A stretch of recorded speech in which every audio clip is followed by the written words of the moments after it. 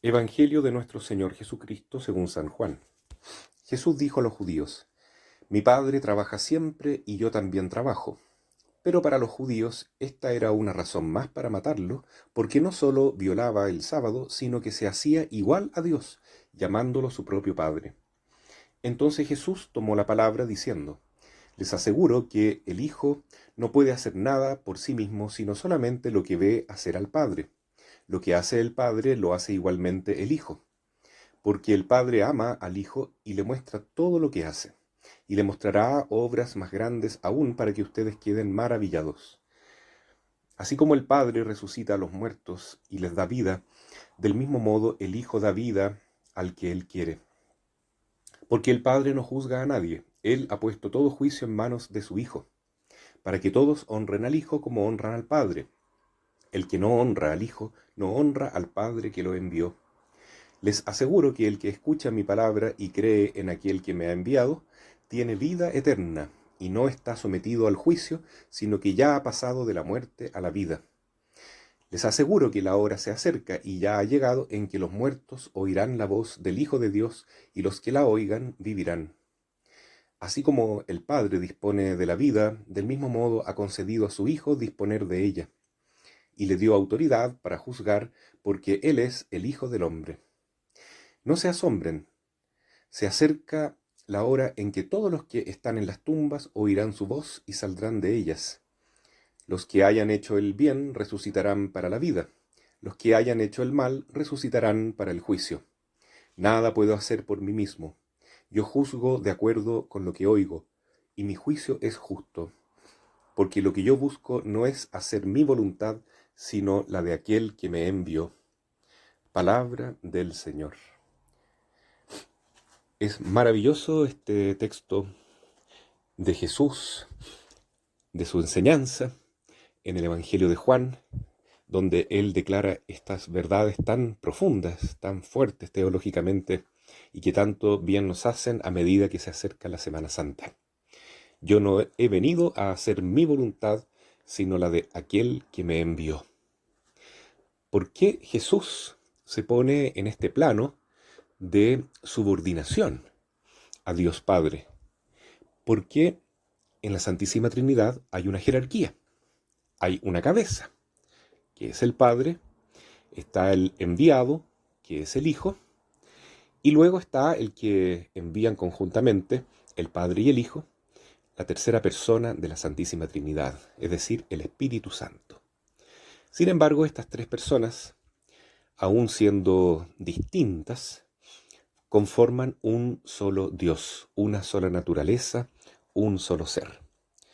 Por eso dice al comienzo del Evangelio que los judíos se escandalizaban porque Jesús se ponía en un plano de igualdad con el Padre. Es decir, son absolutamente iguales en naturaleza, en el ser, en la esencia, pero son distintos como personas. Es un misterio, no se puede comprobar ni demostrar con la razón, pero está revelado aquí perfectamente por nuestro Señor Jesucristo. Lo que llama la atención es que esta verdad tan profunda se la diga a los judíos que querían matarlo. Y es porque la misericordia del Señor no tiene límites. Jesús preparó a su pueblo escogido para recibirlo como Mesías, como Salvador. Y el pueblo elegido no lo aceptó. Se transformó no solamente en una sinagoga de Satanás, sino que en un Judas. Es interesante que Judas el traidor tiene la misma raíz en su nombre que los judíos, viene de Judá.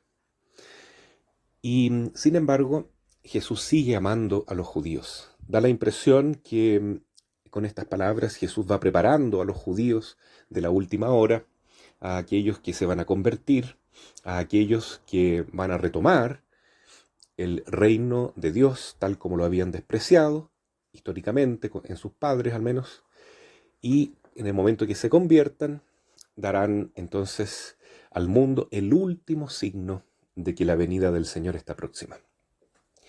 Estas palabras son eternas, son también en el tiempo permanentes, se pueden aplicar en toda época, desde que Jesús llegó.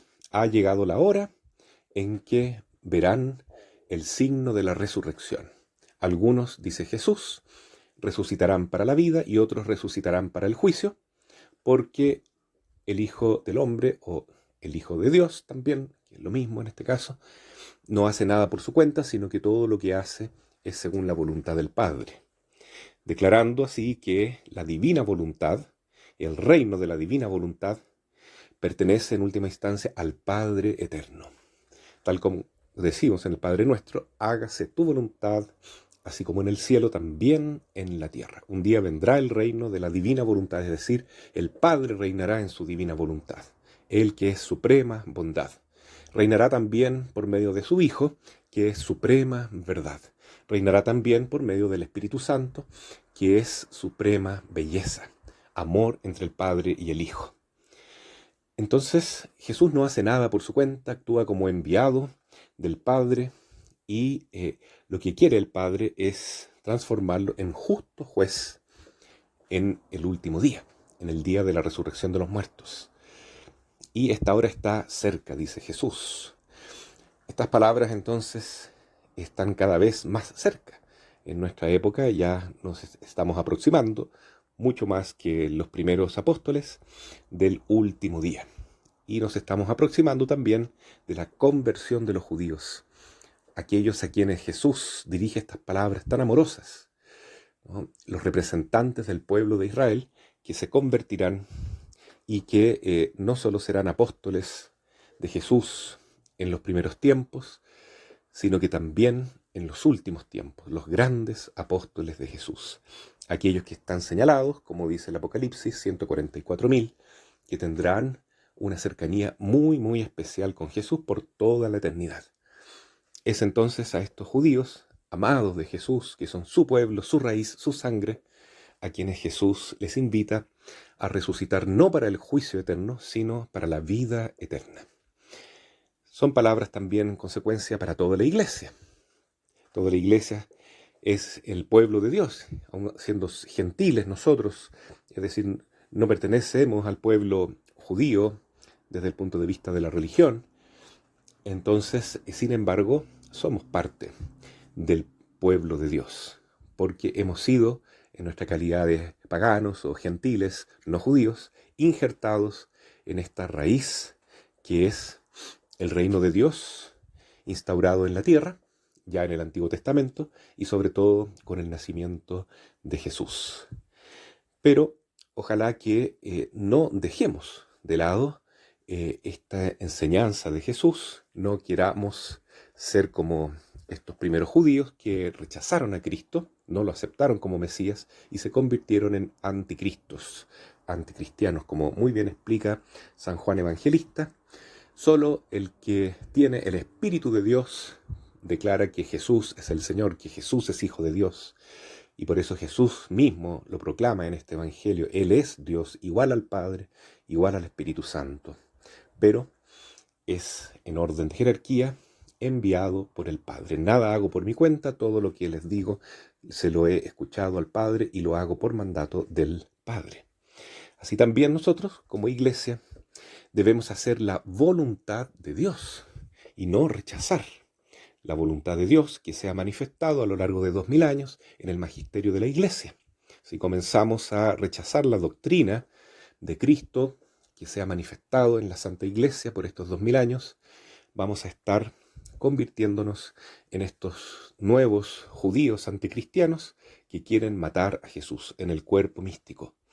Y ojalá esto no nos pase a nosotros, que formemos parte del bando, entre comillas, de María Santísima, que se enfrenta en estos momentos fuertemente con el bando de Satanás, que es el anticristo, y que está comandado este anticristo por el dragón rojo de 7 cabezas.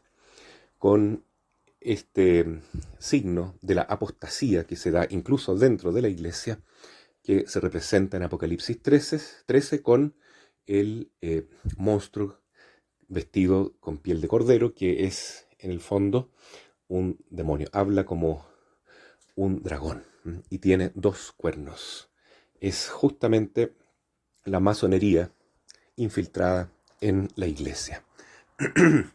Pedimos al Señor tener ojos abiertos, fe profunda para darnos cuenta de que ya se están dando los precursores y los signos de esta apostasía en nuestra época y que esto va a ir creciendo a medida que se acerca el fin, por lo menos el fin de esta etapa de la historia que la Virgen ha prometido, que es de gran tribulación, pero que se convertirá finalmente en un gran triunfo de su inmaculado corazón.